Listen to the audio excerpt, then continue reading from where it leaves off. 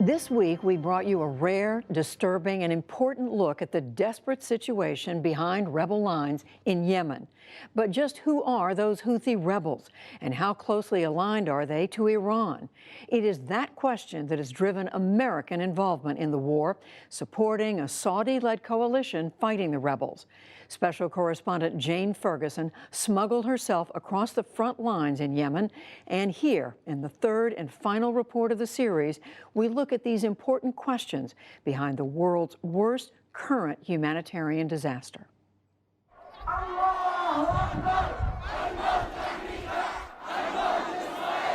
In the streets of Yemen's capital Sana'a, chants of "Death to America" are loud and clear. The anger here runs deep. These rebels, known as Houthis, seized control of Sana'a city and much of the north of the country in 2014. They are of Yemen's Zaydi sect and closest to Shia Islam. Their growing power caused alarm across the border in Sunni Saudi Arabia. So the Saudis formed a coalition of Arab countries to defeat them, a coalition backed by the United States. Over the last 3 years, a campaign of intensive airstrikes and a ground war has brought the country to its knees, but hasn't pushed back the Houthis. America's help with that campaign has driven bitter resentment here. The weapons come from the United States. Mr. Obama or the other presidents, he said we will help Saudi Arabia for the war in Sana'a. And the new one, Trump, he said we will support our friend. What does it mean? He support them to tell us. The U.S. sells the Saudis and their coalition partners billions of dollars worth of bombs and provides intelligence and logistical support. Saudi jets are refueled mid-air by American planes between bombing missions. The Saudis and the United States say the Houthis are puppets for Tehran, a proxy form of Iranian military power right on Saudi Arabia's doorstep. The Houthis fervently deny this. The Saudis and the Americans say Iran is here. Yes. Is this true? It's not true. Where is Iran? This Yemeni, all of us Yemeni. Where is the Iran? Iran in the country. Let them to go to Iran and to start fight with Iran. Here Yemen. Politically, the Houthis most closely reflect Iran's proxy force in Lebanon, Hezbollah, and share an intense hatred for Israel. The group denies any formal partnership. Since taking control of the capital Sana'a, their extremist slogan can be seen everywhere, including here on the ancient walls of the old city. God is great, death to America, death to Israel, curse the Jews. Hatred of Saudi Arabia also bonds the Houthis to Iran. The Houthis regularly fire long-range ballistic missiles across Saudi Arabia's southern border and towards the capital. The Saudis say those were provided by Iran and have imposed a tight blockade on all sea and air surrounding Houthi-controlled areas to prevent missiles from coming in. The Houthis told the NewsHour they took the missiles from Yemen's military arsenal when they captured Sana'a. Salim Mugalis is a member of the Houthis' political wing. The Yemeni people and army have missiles from the past, and the army and experts were able to improve and upgrade these missiles, which is necessary. We are able to produce all sorts of arms so they can upgrade the old weapons to have longer ranges.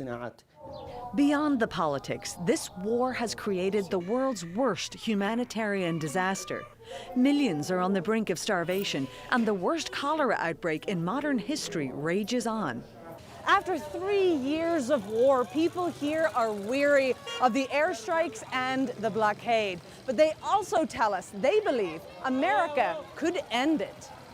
In Sana'a's market, people are hopeful for an end to the crisis soon. Since America has the biggest position in the UN, it should have pushed for political and economic resolutions to the conflict. Look, now the people are almost dead. Poverty, hunger, disease, death, injuries. And on top of all that, the war planes are hitting us. Meanwhile, in Washington, efforts by some to end the U.S.'s support for the Saudis continue. Vote yes, vote no. A bipartisan group of senators, including Vermont independent Bernie Sanders, failed to get a resolution passed in March, which aimed to limit the White House's authority to get involved in this war. We think that, in fact, this war is unauthorized, and it is, in fact, unconstitutional. Article 1, Section 8 of the Constitution is pretty clear. It's the United States Congress that declares war. The president cannot do what he wants unilaterally. The president does not have the authority. President Trump enjoys warm relations with the Saudis, especially the country's powerful crown prince, Mohammed bin Salman. The White House is currently pushing for further arms sales of precision-guided missiles to the kingdom. Some fellow Republicans argue the Saudis deserve America's support in this war. Idaho Republican James Risch sits on the Senate Foreign Relations Committee. The Iranians are in there, and they are causing the difficulty that's there. If the Iranians would back off, I have no doubt that the Saudis will back off. But the Saudis have the absolute right to defend themselves. To others, it's not America's job to defend a nation that doesn't reflect its values. I don't know that I have ever participated in a vote which says that the United States must be an ally to Saudi's militaristic ambitions. You know, this is a despotic regime which treats women as third-class citizens. There are no elections there. They have their own goals and their own ambitions. American support for Saudi Arabia is a major propaganda tool for the Houthis, who frame their war here as a form of jihad against the U.S., a religious battle. But it's a battle that neither side is winning, regardless of who America helps. Instead, the conflict is defined most clearly by those who are losing, the civilians struggling to live with its consequences. For the PBS NewsHour, I'm Jane Ferguson in Sana'a, Yemen.